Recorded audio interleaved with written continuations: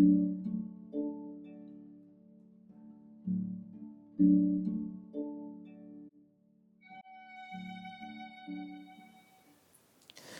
ne sais pas si vous connaissez la pyramide de Maslow, enfin il y a plein de manières différentes de prononcer ce nom. En fait, l'idée est assez simple.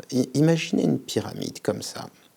L'idée de Maslow, c'est que pour être heureux, il faut déjà que les besoins primaires, les besoins les plus simples, soient comblés. Donc les besoins les plus simples, c'est manger, dormir, avoir chaud, être soigné quand on va mal. Et puis ensuite, les besoins secondaires, un petit peu plus haut sur la pyramide, c'est par exemple avoir un travail, être en couple, et puis un petit peu plus haut, peut-être avoir des enfants, ou avoir des loisirs, ou avoir des activités. Enfin, c'est vous qui décidez en quelque sorte de ce qui est primaire et de ce qui est plus secondaire. Et puis tout en haut de la pyramide de Maslow, il y a la spiritualité, le sens que l'on accorde à sa vie, la croyance ou non en Dieu. Et pour Maslow, c'est quelque chose finalement de très très secondaire. C'est si on a réussi à tout faire avant, si on a réussi à survivre au froid, si on a de quoi manger, si on a de quoi, si on a un travail, etc.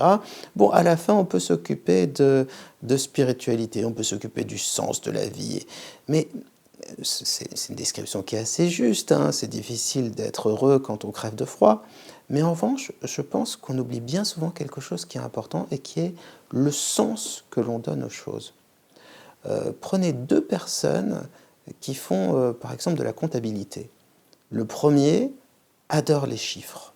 Il sait qu'en travaillant sur la comptabilité de l'entreprise, il permet de mieux l'organiser, il permet de savoir si elle fonctionne bien, il permet de faire en sorte que plein de personnes aient un travail. Finalement, il est un maillon d'une chaîne très importante. Eh bien, s'il se dit ça, il va aimer son travail de comptable. Et puis une autre personne, toujours comptable, se dit, tiens, je fais toujours la même chose, je fais des additions, je fais des soustractions, la comptabilité évolue, mais pas tant que ça. Je ne sais pas à quoi je sers. Mon patron ne m'estime pas. On est au rez-de-chaussée, les autres sont dans les étages supérieurs. On est un peu méprisé. En fait, il accorde moins de sens, moins d'importance à son travail. Et le premier va être heureux grâce à son travail, le même travail, et le second va être malheureux. C'est-à-dire que le sens qu'on accorde à son travail détermine si vous allez être heureux grâce à lui ou non. Je ne sais plus qui a dit que la meilleure façon de ne pas travailler, c'était d'aimer son travail, parce que comme ça donnait l'impression de s'amuser tous les jours. Alors je ne sais pas si ça peut arriver à tout le monde, si tout le monde peut avoir la chance de faire le travail qu'il désire et d'avoir la vocation, mais même sans aller jusque-là, je crois que c'est important de savoir pourquoi on travaille, à quoi on sert, à quoi on est utile. Sinon, ce qu'on risque, et c'est le sujet de cette vidéo, c'est le brown-out, c'est-à-dire une sorte de perte de sens, de perte de repère dans ce que l'on fait.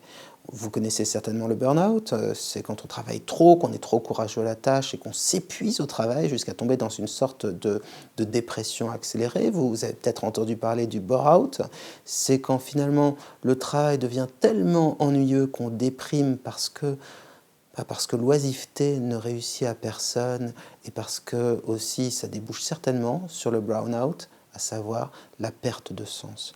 Quand on fait toujours le même métier, quand on ne se forme pas, quand on ne vous valorise pas, quand on ne sait pas pourquoi on le fait et pour qui on le fait, ça peut devenir très difficile de travailler. Il n'y a peut-être aucune raison à ça. C'est-à-dire, en apparence, on a un bon job, ce qui est marqué sur la carte de visite est pas mal, le salaire peut être correct, les vacances nombreuses, peu importe les RTT gratifiantes, mais si on ne sait pas pourquoi on travaille, si ça n'a pas de sens, si on se lève tous les matins pour faire quelque chose qui nous semble inutile, vous croyez que ça peut rendre heureux?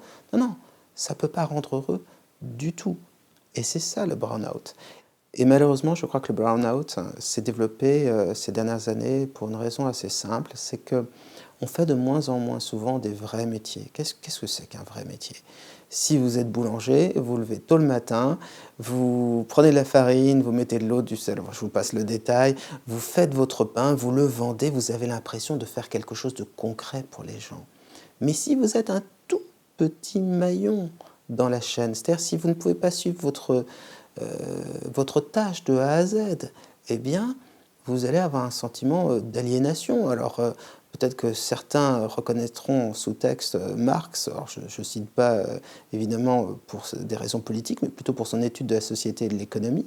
Ben, l'idée qu'a Marx, c'est que quand on fait un travail et qu'on en fait juste une toute petite partie, par exemple, je ne sais pas, je suis responsable de la qualité dans une entreprise, donc je m'occupe juste de la qualité. Ou bien je suis ouvrier dans une usine et je m'occupe simplement de vérifier que les batteries sont conformes en fin de chaîne, ou je ne sais pas. Eh bien, évidemment, ça devient difficile de donner du sens à ce qu'on fait. Et donc, tout le défi d'une thérapie, quand il y a le burn-out, c'est d'essayer de réenrichir son travail, de lui redonner du sens. Peut-être que ça passera aussi par des formations, peut-être que ça passera par un nouveau dialogue avec son patron, mais en tout cas, c'est très important. Peut-être que ça passera d'ailleurs par un tout autre job, c'est tout à fait possible, un changement complet de vocation et de direction, qui sait. Mais il ne faut pas rester dans cette situation, parce que si on dit que l'oisiveté est la mère de tous les vices, c'est assez vrai, mais c'est surtout la mère de toutes les dépressions. Toutes les situations où on a trop de temps pour penser, trop de temps pour réfléchir, trop de temps pour ruminer, trop de temps pour être insatisfait, trop de temps pour se sentir vide et comment dire, anesthésié, tout cela crée évidemment de la dépression et il ne faut pas que ça s'installe. C'est pas parce qu'un travail est en quelque sorte alimentaire qu'on ne peut pas le réenchanter, lui donner un sens, comprendre pourquoi on le fait. Et donc, si vous sentez que vous êtes dans une situation de burn-out, eh bien, moi, je vous conseille de consulter, tout simplement parce que le risque, c'est-à-dire qui vous pend au nez, pardon pour l'expression, c'est la dépression, si elle n'est pas déjà mise en place. Et donc, c'est très important de réagir rapidement pour, à nouveau avoir du plaisir à travailler ou changer de travail, ou peut-être même compenser à l'extérieur. C'est-à-dire que si votre travail ne va pas bien, mais qu'à l'extérieur, vous avez vraiment une vie riche et pleine, ça peut durer pendant un temps, ça peut permettre de passer à autre chose. Mais en tout cas, il faut une analyse, on va dire, très pragmatique, très concrète, et voir ce qui ne va pas pour apporter sur chaque point des réponses. Donc le burn-out, c'est pas juste un concept qu'on sort d'un chapeau.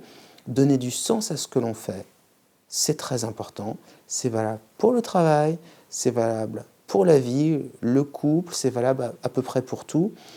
Euh, il y a une expression qui dit Dieu fait l'aliment et le diable fait le piment. Bah, je ne sais pas si c'est exact cette citation, mais en tout cas, ce que je crois, c'est que le sel des choses, c'est le sens qu'on y donne, et que plus on donne du sens aux choses, plus elles nous apportent des choses en retour. En gros, c'est pas la vie qui est ennuyeuse, c'est nous qui sommes ennuyés par la vie. C'est pas le travail qui est ennuyeux, c'est nous qui sommes ennuyés par le travail. Et donc l'important, c'est évidemment comme toujours de se relaxer, d'apprendre à moins ruminer, et puis ensuite, dès qu'on se sent un peu mieux, de repartir à l'attaque, mais sur des bases nouvelles.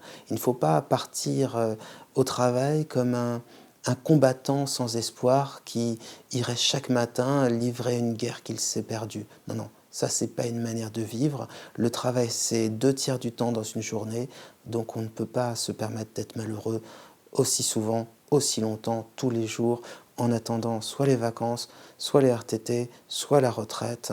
La vie est courte, le travail est long, donc il faut que le travail soit intéressant, il faut que le travail soit agréable.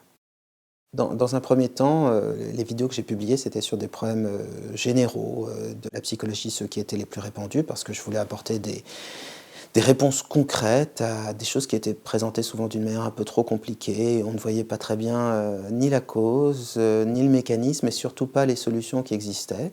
Et puis au fur et à mesure, comme les principaux problèmes ont été traités, j'ai essayé d'aller de plus en plus vers des problèmes spécifiques, mais importants.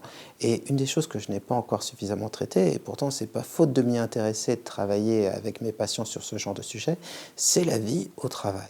Surtout n'hésitez pas à revenir donc sur cette chaîne YouTube parce qu'on va publier très bientôt euh, beaucoup de séances, d'exercices de relaxation à faire pendant les pauses au travail. Le plus souvent possible dans la journée, l'idée c'est de cultiver, sa sérénité, de baisser son stress. Il y a plein de choses qu'on peut faire. En revanche, nous, on va essayer d'en apporter beaucoup, beaucoup, beaucoup, des exercices, des conseils pratiques et donc bah, revenez, si vous voulez bien, parce que si vous souffrez de burn-out, à défaut de vous donner, tout de suite les réponses à tous vos problèmes, eh bien, au moins, il y a des manières, comme ça de trouver un apaisement. C'est déjà un premier pas dans la bonne direction.